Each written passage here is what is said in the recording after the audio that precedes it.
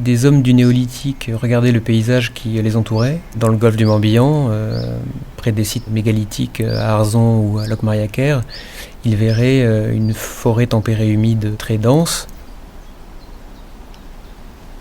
Il faut imaginer des paysages de prairies rases, des paysages stépiques, avec des ruminants de type mammouth et renne en fait.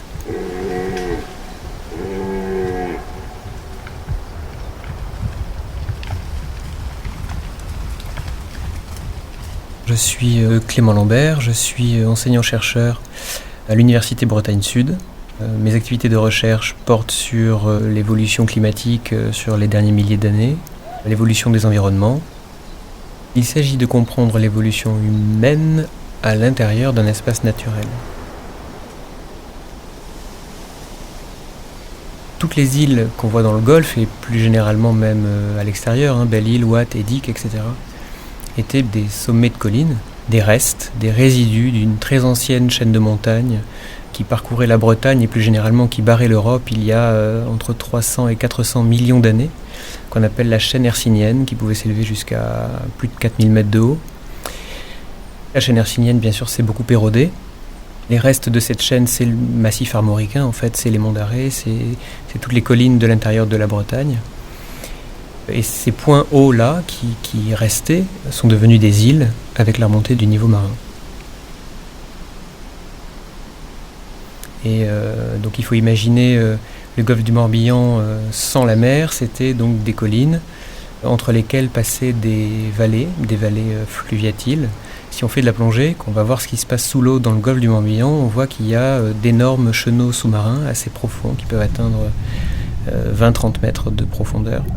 Et ces chenaux sous-marins, c'est les traces des anciennes vallées fluviatiles quand le niveau de la mer était beaucoup plus bas. Vallées qui ont été ennoyées ensuite par l'arrivée de la mer et qui a fait de ces collines des îles.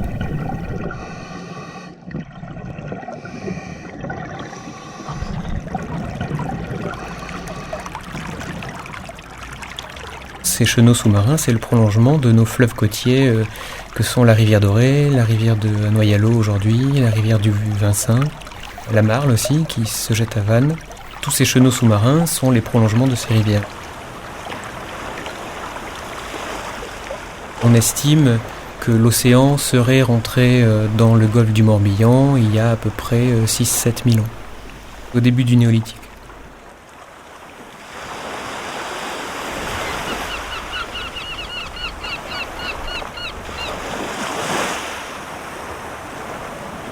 Depuis à peu près 2 millions d'années, on alterne période glaciaire, période interglaciaire, et au gré de ces variations, le niveau marin varie énormément.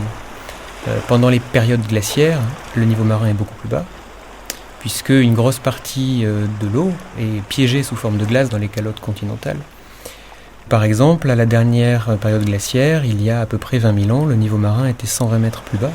Donc pour avoir une idée, 120 mètres plus bas, ça fait que le littoral breton recule de 70 km plus à l'ouest. Donc Belle-Île n'est évidemment pas une île, Watt et Edic également. Au fur et à mesure de la fonte des calottes, le niveau marin remonte, pour deux raisons principales, par dilatation thermique, c'est-à-dire quand il fait chaud, l'eau est moins dense et donc prend plus de volume pour une même quantité d'eau. Et aussi parce que les calottes fondent, donc alimentent les océans. De moins 120 mètres il y a 20 000 ans, on est passé au niveau actuel, à des vitesses de l'ordre de 10 à 20 mm par an pendant toute la déglaciation. C'est assez conséquent en fait. Et donc là, la végétation commence petit à petit à changer. Les prairies et les steppes commencent à se changer en forêt boréale. On commence à voir arriver le bouleau et le pin dans nos paysages.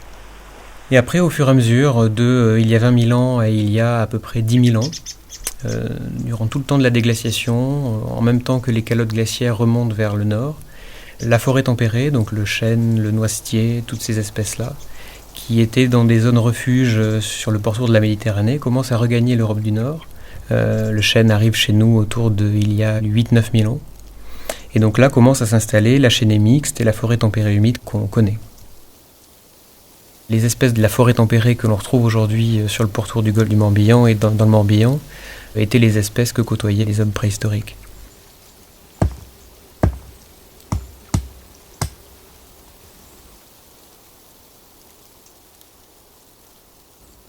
Un de mes outils pour reconstituer l'évolution climatique et environnementale passée, c'est la micropaléontologie. Et donc la micropaléontologie, c'est tout simplement la paléontologie appliquée aux micro-organismes. Alors les micro-organismes, c'est les êtres unicellulaires qui font partie du phytoplancton ou du zooplancton, par exemple. Et eux aussi se fossilisent dans les sédiments. Et donc moi je regarde les micro-organismes fossilisés dans les sédiments depuis des milliers d'années. J'essaie de reconnaître les différentes espèces. Et ces archives-là, ces micro-organismes fossilisés dans les sédiments me permettent de reconstituer différents paramètres environnementaux. Ces fossiles, évidemment, ne sont pas visibles à l'œil nu. On fait des carottes dans le sédiment, donc qui nous permettent de remonter le temps, puisque les sédiments s'empilent au fond du golfe du Morbihan en couches. Donc forcément, quand on fait un carottage et qu'on remonte dans les couches anciennes, on remonte le temps. Et dans ces sédiments-là, il y a des micro-organismes fossilisés qu'on regarde au microscope.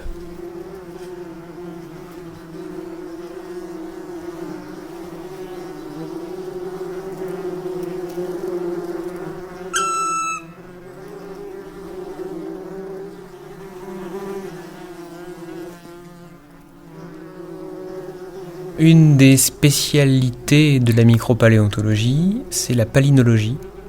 Et la palynologie, c'est l'étude des grains de pollen fossilisés dans le sédiment. Et alors en fait, derrière ce terme palynologie, plus généralement, on va dire que c'est l'étude des micro-restes organiques fossilisés dans les sédiments. Donc pollen, spores, phytoplancton, ça rentre aussi dans la palynologie.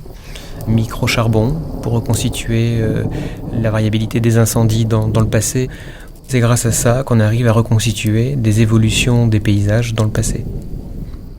Il y a aussi des grains de pollen de céréales ou de plantes cultivées, qui nous permettent donc de reconstituer l'évolution de l'agriculture dans le passé, par exemple.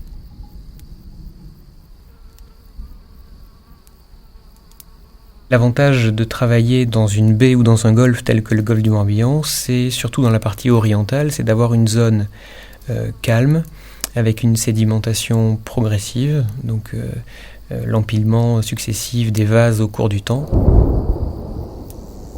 Parce que le golfe du Morbihan est un milieu fermé, isolé des houles de l'Atlantique, qui nous permet justement de remonter le temps et donc d'avoir une zone privilégiée et donc avoir ce message archivé de l'évolution des paysages dans le temps.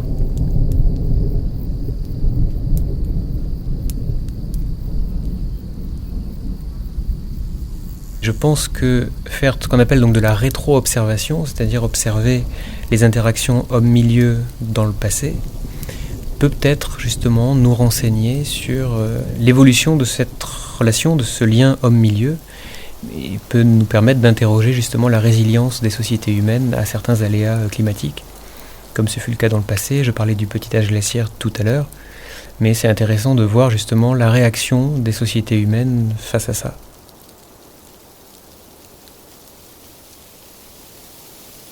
Si j'étais téléporté d'un coup dans le golfe du Morbihan au néolithique, ou en pleine période du mégalithisme, on va dire, mon premier réflexe serait d'essayer d'enfin trouver une réponse à certaines questions qu'on se pose, et en particulier, comment ont-ils fait pour transporter ces blocs de roches de plusieurs tonnes sur l'îlot de Erlanik ou de Gavrinis. Le lien avec l'archéologie m'intéresse évidemment depuis toujours, et ce genre de questions soulève en moi une assez forte curiosité. C'était le golfe du Morbihan à la préhistoire, premier épisode, pour la série Terre primaire. Une production et réalisation d'Aurélien Française pour Silence Podcast.